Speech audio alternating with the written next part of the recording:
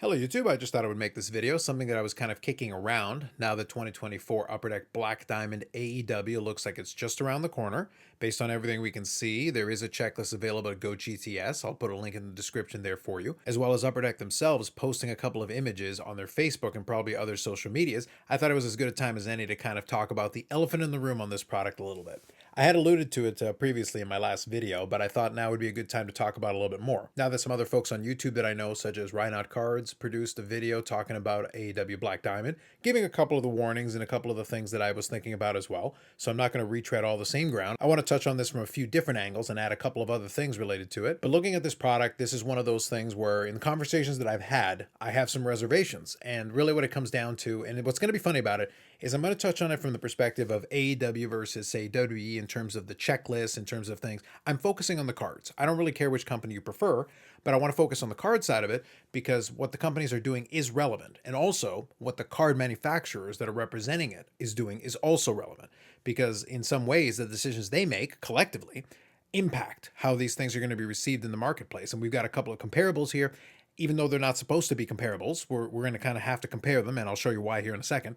And then I'll show you specifically the post from Facebook that kind of led me down making this video. So it's kind of the elephant in the room when it comes to this product. So what I'm going to show you here are a couple of pages. These are going to be in Canadian dollars, but in American dollars, it's a very similar thing. There are discrepancies to it as far as the pricing is concerned, but you're going to get the general point in it anyway. Even if the pricing in your area is different, you're going to get my general point.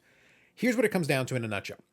Upper Deck, as far as the Black Diamond product is concerned, if you're not familiar with it, it tends to be a higher end set. And this is something that I know about because from the Canadian side of it, it is used in the hockey product. So if you're familiar with Black Diamond hockey and you're familiar with some of the other Black Diamond products they've done in the past, the things they're going to do in this product are not going to be different to you. They're going to be very similar and very familiar, including the price point.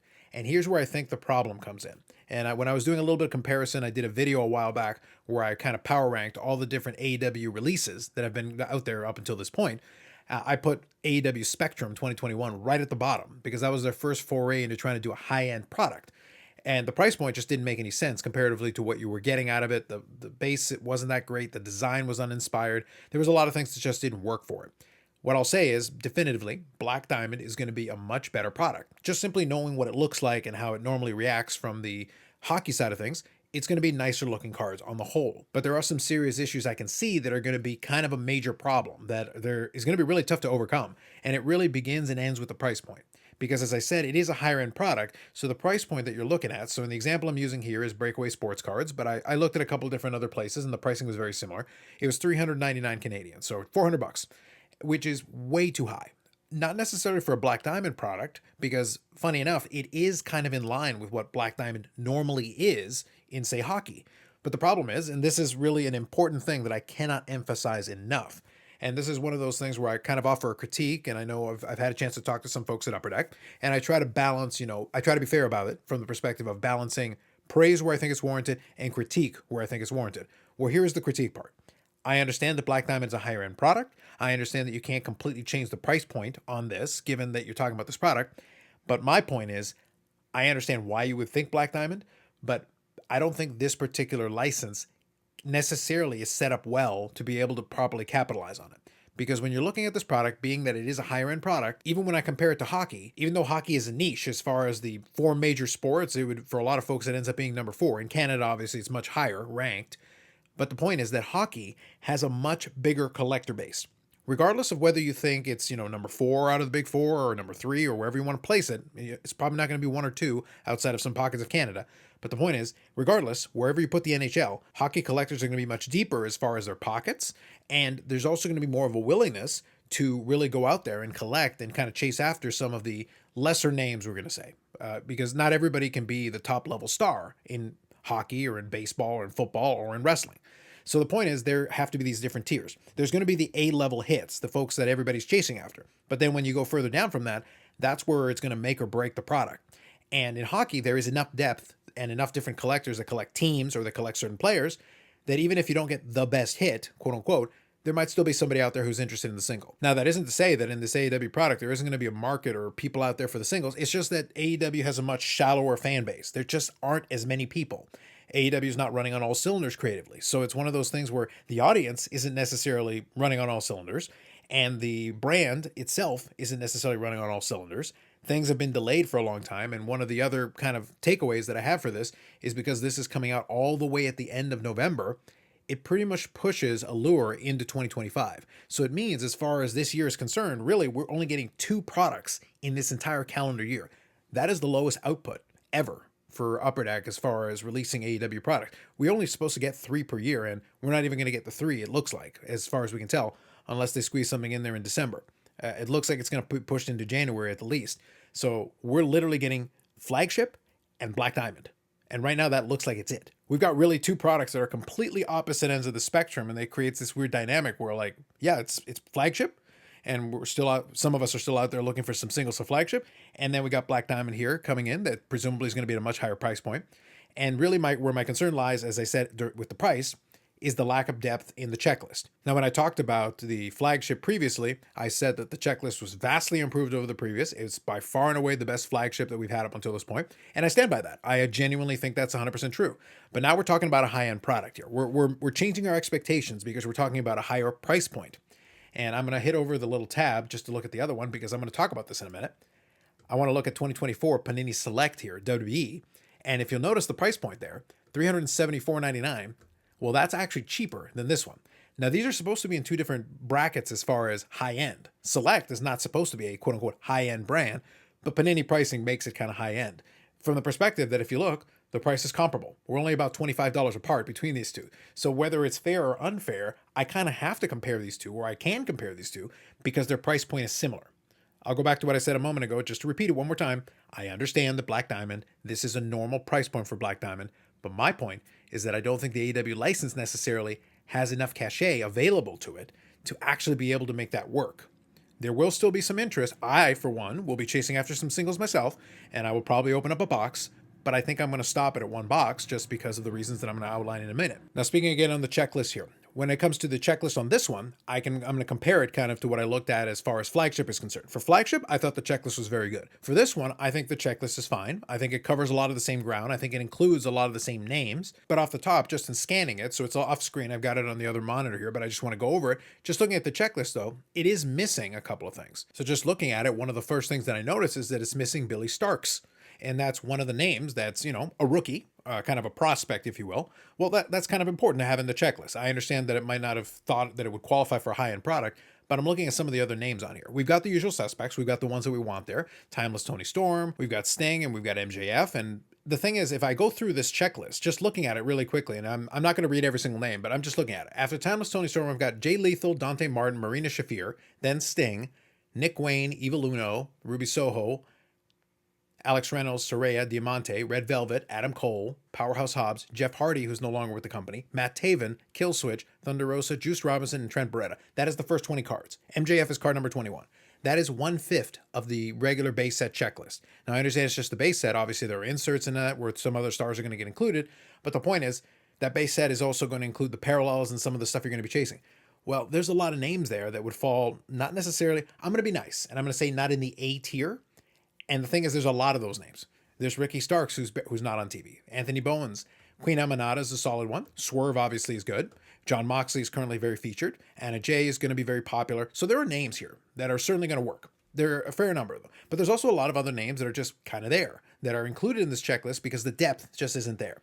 And this is where, like I said, these 2 products are not comparable. I'm not saying that Black Diamond is comparable to Select. But what you've got with Select is that the checklist is gigantic for them. Obviously, they got all the different levels of Select. But the thing is, they do have all the stars that are currently there. They do have the prospects that you can include in there. And then WWE has one advantage that they're always going to have over AEW currently because of their history, is that they have all these folks in these legend contracts. So even if you don't get necessarily one of the big stars, you're getting more cards here.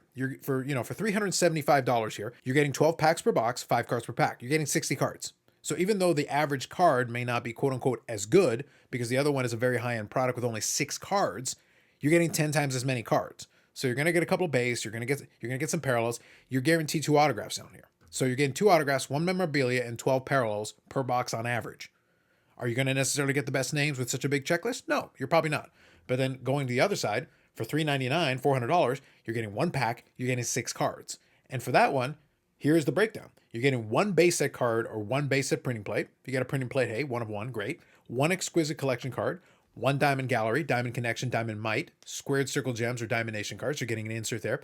One manufactured relic card, and I've talked about this before. I'm not the biggest fan of manufactured relics, but I get it. But this is a high-end product, so we're getting a manufactured relic. That doesn't feel good. One autograph card, one Diamond Relic, memorabilia, or booklet card. So you're getting one guaranteed autograph here. One guaranteed autograph in the more expensive product. The stock is going to be thicker. They're going to be presumably nicer cards. And if you know anything about Black Diamond, the potential is there. Like the potential hits could be really good. But I can say, just looking at Select and breaks and some of the higher end stuff, if you do pull a big hit, some of those big hits have really taken off. And pretty much on the strength of a couple of rookies like Julia and Stephanie Vercur, who obviously took off and they've been selling for a lot. But I can tell you, and I'll just show you an example here. I went into eBay and I went into Terapeak and searched, and this is early days. This product literally just came out, so I understand that. Take the qualifiers. But when I'm looking at this, what I'm looking is I'm looking at the gold prisms and I'm looking at the vinyls, the vinyl one-of-ones. Well, take a look at this. One of these here is an auction, 27 bids. It sold on November the 15th, so 4 days ago that I'm recording this. This is Tegan Knox. And Tegan Knox here, so here's the card. It's a nice looking card. It's the ringside, I believe, variant. And this is the gold vinyl one-of-one. Fantastic card. It's a cool card. Tegan Knox has been released from WWE. She's not even under WWE contract since the beginning of the month. This is a sale from 2 weeks after she was already released. Well, that's sold for $426 in auction. That's a very strong sale. And this is the Terapeak one, so it's been paid. So the point is, that's a very, very strong sale. And that isn't even taking into account the bigger names. Here's a gold Cody Rhodes autograph. Well, that sold for $320 in auction. Auctions are good because they'll give us a little bit more sense of the bidding. And the more bidders you have, it kind of gives you more of an indicator versus a fixed price, buy it now, best offer. My point is, even though the checklist is so big, and you can pull a lot of folks that it's kind of like, oh, that's all you got? Oh, that's a little disappointing. But then at the same time, you've got all these other names that may potentially be able to yield you something. Well, I gave you Sonya Deville over there, but on the other side, I can give you Wheeler Yuta, Matt Menard, I can give you Ortiz. I can give you, Taya Valkyrie currently, where she is starting to get a little bit of something, which is good. But then at the same time, I've still got Ricky Starks, who isn't on the TV, Mike Bennett, the Blade. So I've actually got more names in this Black Diamond checklist that would fall under the same category. And when a Tegan Knox can sell for that much, again, it is a one-of-one vinyl, that bodes well, at least in the early days, when you're opening up those boxes early. So my question is, where do you think you're getting the better potential quote-unquote value? You're going to get some nice cards out of Black Diamond. Don't get it twisted. I'm going to be chasing after them myself. But that's a tough value proposition. And it doesn't look good by comparison, especially since the two are going to be released within short order of each other. Now, my main reason for making this video, I wanted to lay out some of those things. I know it was a lot. But the main reason I wanted to make this video is, again, I go back to this price point. I go back to thinking about where AEW is sitting as far as the characters, as far as the promotion, as far as the promotion of the characters. That's why I say I don't care which company you prefer. As long as the company is promoting these characters well, it's going to help the product, and it's going to also help anything related to it, like the trading cards. If right now everything's running on all cylinders and these characters are getting these opportunities, it's going to help everything. It rises. The rising tide lifts all boats, that kind of thing. So right now the rising tide isn't lifting the boats. And then on top of everything else, we're taking a really high-end product with a high price point, and we're looking at it and going, okay, well, how are we going to get this done? Like, it's a tough box to open. Are there some cool potential cards in it? Absolutely, 100%. But you're just looking at it like, how many of these boxes are you going to open, and are you going to find yourself wanting? And that can happen with the Select one too, but you're getting 60 cards, so at least you're feeling like you're getting a little more volume. It is a different kind of set. It's meant not to be as high-end a set. It focuses more on the color. It's a lot closer to Allure, but at a higher price point. But there's obviously a couple more things going on. And you do have legends, like I said. And there are different collectors for these legends, which then allows you to have, if you open a box and you get some legends, and you find somebody who wants one, well, then at least you got a buyer. And for some of these other characters, you may also have a buyer, but the market may be a little bit thin on some of them. So your mileage may vary, If you've got a Chuck Taylor super collector on standby, if I pull a card, please direct them my way. So it's one of those things where that's the kind of thing you're looking at because, again, they're in this checklist. So those are kind of my main concerns. This price point may cause a lot of ripple effect problems down the road, especially when you're looking at that comparison that I just talked about. You're looking at a Select set where there's a lot of potential stuff that you may end up pulling. And actually, there was one auction that I did pull as well. So let me quickly share it. So here it is. This actually ended today. So that the same day I'm recording. So here's a Cora Jade. And I just want to use Cora Jade. Here's an example. There's a Cora Jade Gold Prism Concourse card. So out of 10, it sold for $179.06. That's not the craziest, sale, not the highest amount, But Cora Jade is, I guess you would consider her a prospect. She's still very young, and she's in NXT, but she's also had multiple injuries. She's been basically sidelined a bunch of different times. This may be like the third time or the second time they've rebooted her. So they're going to try to make it work. But that NXT women's division is super deep. So at this point, whereas she was in a certain position kind of being featured, and she's still there as part of the product, she's kind of fallen further and further down the depth chart. Just because, again, you added Stephanie Vicker, you added Julia, you added the former Delta. You potentially could have Jordan Grace down there. And that women's roster just gets increasingly stacked. And then you've got a bunch of women who are there, who have already been there for a little bit, who are kind of just treading water, or they're getting a little bit of airtime. But the question is, what happens to them going forward? What happens to the Thea Hales? What happens to those kind of folks? And same thing in the men's division. But my point is, despite all that, and despite injuries and being off TV for the majority of the last couple of years and not having a ton of matches on TV in that time, the gold prism still sold for almost $180. That's pretty solid. So if you can get characters like that can still have, some collector base, some resonance, and this is an auction, so you had 17 bids on it. If you can have that, then that's going to work. Now, this here is the Facebook post that I was talking about a little bit earlier that kind of led me to even making this video. So obviously the price point is something I'm concerned with, a conversation that I've had offline with some collectors. We're kind of curious how that's going to play out as far as breaks, because obviously the higher price point it is, the riskier it is, feast or famine. But then on top of everything else, you're also adding in that the depth or lack thereof on the checklist. Again, it's not a bad checklist. I want to be clear. I'm trying to be fair here. It's not a bad checklist, but there are some limitations they have just because, well, this is what's available. You just don't have the Legends roster that you can pull from. Again, you have Sting and you have folks like that. And I think Billy Gunn may be in this. I don't remember if he's in this checklist or not. But the point is, in terms of Legends, you don't have that many because the company hasn't been around that long. And you're relying on your stars. Sky Blue is a solid name, especially on the ascend here. The opportunities there. You got Jimmy Hayter, you got Britt Baker, you got MJF. You've got names like that can do well. And you still got Bryan Danielson. And Mariah May is a good name to include in this. But the point is, there's still a lot missing. You're going to have to rely on the Hangman Adam Pages and the collectors for that. You do have Adam Copeland, who can have that audience that you can bring into that. But that's what you're struggling with. The checklist isn't quite as strong enough necessarily to hold. At 100 card base set, you do find yourself kind of filling in a couple of names that, the John Silvers of the world have to make it onto this checklist because that's the only way you can make this work. Now, focusing back on this post. This post is from the Upper Deck Facebook account. So these images are not mock-ups, or at least they shouldn't be mock-ups. These should actually be images from the production line, so to speak. These are cards that are actually going to appear more than likely in the set themselves.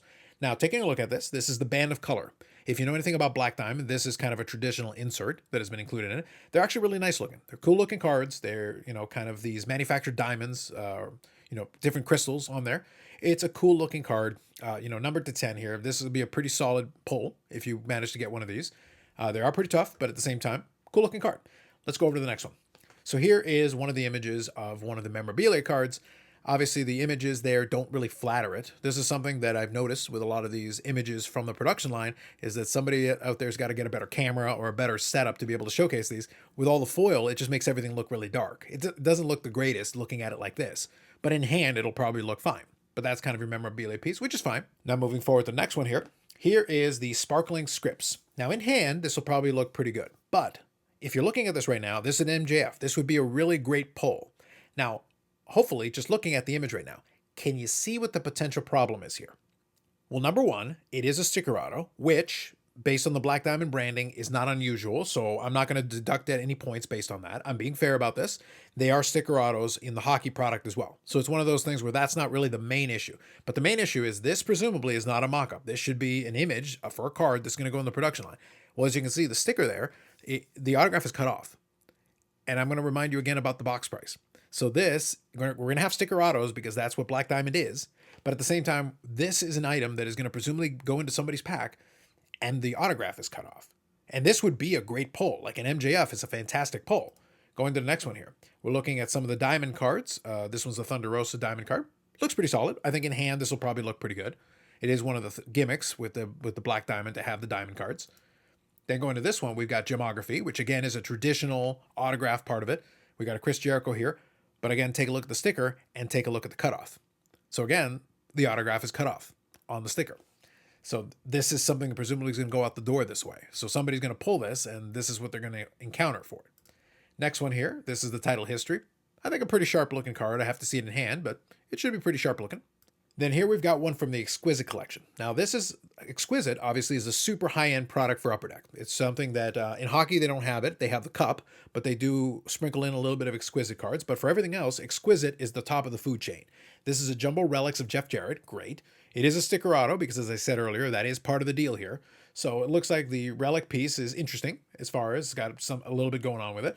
But again, the sticker auto, just look at how it looks out of place. It kind of just sticks out like a sore thumb. I understand it's a sticker auto, but the sticker itself, we'd have to look at it in hand, but it does kind of stick out like a sore thumb. And then you can see from the side of it here, it is cut off a little bit. A lot of that has to do with the wrestlers themselves and kind of trying to sign on these stickers. But unfortunately, it wrecks the aesthetic a little bit. And this is on an Exquisite, which is a super nice card generally. And it just doesn't necessarily put the best foot forward. And that's kind of my point with this. Moving forward here, we take a look at another Exquisite card. This one, Tony Storm was able to sign inside of the sticker. But again, just take a look at the aesthetic on this. And this is actually one of the big ones here. This is the belt strap relic. So this is a belt strap relic autograph. So this would be one of the massive pulls. Britt Baker actually has one of these. So this is one of the ones that I'm going to be looking for. But you can see there, like, look at the card. For the most part, it looks very interesting. The belt strap relic is going to be pretty kind of a cool addition to this with the whole Exquisite branding and everything. But then the sticker auto just kind of sits there and it's kind of like, yeah, okay, it looks all right, but it's one of those things where unfortunately the complete package doesn't quite get there. It gets most of the way there. Obviously, this will still be a massive pull if somebody gets those cards, and it'll be a good chase for the player collectors. But the reality is, like, this is kind of what we're looking at here. And again, this is right here being posted on the Facebook account and being posted as images for cards that are going to make it into production. This is kind of your last opportunity to put your best foot forward on this super high-end brand, which is the highest end brand that Upper Deck has ever released for AEW. Then here you've got a booklet. You got 6 different swatches on each side of the booklet.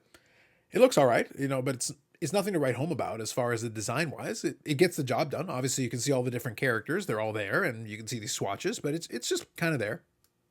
Here you got a diamond plate autograph, which actually looks pretty solid. I actually like the little AEW in the background there. This one's pretty. I would say out of the ones we've shown so far, this one probably aesthetically is pretty decent. You've got a pretty good design, I think. I think it meets the criteria of what you're looking for this. This is kind of an Exquisite base card here. Kind of works. It's numbered 125. It's a little hard to see with the foiling and everything, but I think it looks pretty solid. But this makes the last of the images that are provided. So it's one of those things where, as I said, this was your last kind of marketing piece to be able to kind of sell the set. So based on that, and based on what you see here, the question is, does that warrant the $400 price tag? And if you're based out of the States, well, then you're looking at $300. So 300 US or 400 Canadian. So does that warrant it? And then how does that compare to something like this, something like Select, which again is not meant to be the highest end brand, but price-wise, they're pretty comparable here in this case, so you kind of can compare them. You just look at what the contents are, you look at what the checklists say, and the question is, does it work for you? And that's where I think it's going to be a little bit tricky. So my bottom line on this, and my main point for making this video was to kind of talk through some of the thoughts that I've been having with it and talking through my main concern with it, because even as a collector, someone who is not necessarily worried about opening a bunch of these boxes, even as a collector who collects the singles, you still need someone to open these boxes. And that is where my concern has been, because I'm looking at the price point on the individual box basis. That's a real tough one. As I said, I'll probably end up opening a box just because I like to open at least one of every single one of the products so that I can try them for myself. And if I do, I will include that on the channel. But at the same time, I'm worried about the potential of a lot of these boxes being very disappointing. And at that price point, being disappointing is really problematic. I'm just struggling to find where the value is going to end up coming out of it. You're always taking a risk with a high-end product like this. That's always going to be the case. I don't care if you're talking sports cards or you're talking wrestling or anything in between. It's always going to be a risk when you're talking about this kind of price point. The problem is then, if enough people get burned from it early, is that going to slow down the box opening? Is that going to prevent the singles from making it onto the marketplace? And that's kind of the question that I have, because even if you say, okay, well, what about breaks? Okay, how do you want to break that up? How do you want to set up these breaks? Is it going to be hit breaks? How exactly do you want to set it up so that people can hopefully buy spots and maybe be able to get something? How do you break it up, and how much do those spots end up costing? Because if it was me, I don't think I would be able to do a wrestler name break that way, because there's just, as I said, you got a 100 card base set, you got the printing plates, you got a bunch of other things included in there. How many characters would you include? How would you break this up to make it fair so that the price point was at least palatable to get some of these boxes open? And that's the part I'm really kind of trying to figure out and get my head around, and I'm really not sure I have an answer for it. So that's where I kind of stand at the moment. And again, being able to watch some of the breaks for Select have been kind of interesting because it's provided a good contrast. And early returns, some of the sales have been actually very impressive. I've been kind of impressed with these sale prices they've been able to get. I'll also include a video from Kurt Curtis who talked about that a little bit as well and broke down some other sales that he included in there, including the Stephanie Vercure one that I was talking about. There were some really impressive sales from that one. Again, those are tough cards to pull, and Julia as well. But regardless, because you've got two rookies that people are chasing after, that helps draw it. But then you've also got those legends. You've also got the gold prisms. You've also got the vinyl one of ones. So even some other characters that are not necessarily the bigger characters. And I can cite back to that Cora Jade, who maybe was a prospect a couple of years ago, but now is obviously cooled off because of the time off for injury. There's still a market for it. There's still collectors out there who will still be interested in picking up some of those cards, especially some of the tougher cards. That gold prism obviously sold pretty well. Well, I can imagine the one of one would do pretty well for that same group of collectors. As long as you at least have a cluster of some collectors that are willing to buy some of these cards, it's going to help the price of them. And in turn, the price of those is going to help encourage other people to open the boxes because then they can chase after their favorites. But if they pull a decent card of somebody else, there's probably going to be somebody out there who will collect them. I think that will be there for AEW. But as I said, the pool of us collectors who are kind of in that space is actually much smaller. So that's why I worry when you're talking about a Black Diamond. In hockey, we can get away with that because we've got teams. We can do team breaks. We've got certain players that obviously are going to carry the load for that, but team breaks works. It's simple enough. You can break it up by teams, and that makes the price more reasonable. It allows you to open up more of the product. You can't really do that with wrestling. So that's why I'm looking at it going like, how exactly are you going to make the breaks work? Because we're probably going to be leaning very heavily on those breakers, opening up enough of this product to get those singles out into the marketplace. So that's the elephant in the room with this product. Kind of where my head is at on it and kind of the things I'm thinking about as we approach the release date on this one. So I'm going to do some thinking, and we'll see if I do end up doing anything with it. Maybe I'll do something around release date. You know, I might bite the bullet and grab a box and see if I can stomach the releasing the contents. If I do, I will record the video and put it up on the channel so that you can see the thrill of victory or the agony of defeat, whatever happens to happen with that. And then I'll go back to collecting my singles and hopefully fill in some of the rest of it. So anyway, hopefully you enjoyed that rambling mess. I did want to kind of talk through a little bit of that because some things that I've been thinking about in the run up to this. I am looking forward though. I'm not going to lie. I am looking forward to see how the market reacts to this. I am genuinely curious to see how people respond. I'm genuinely curious to see what happens to the bigger cards. You know, if some big cards get pulled early, what happens with those price-wise when they make it onto eBay or they get sold?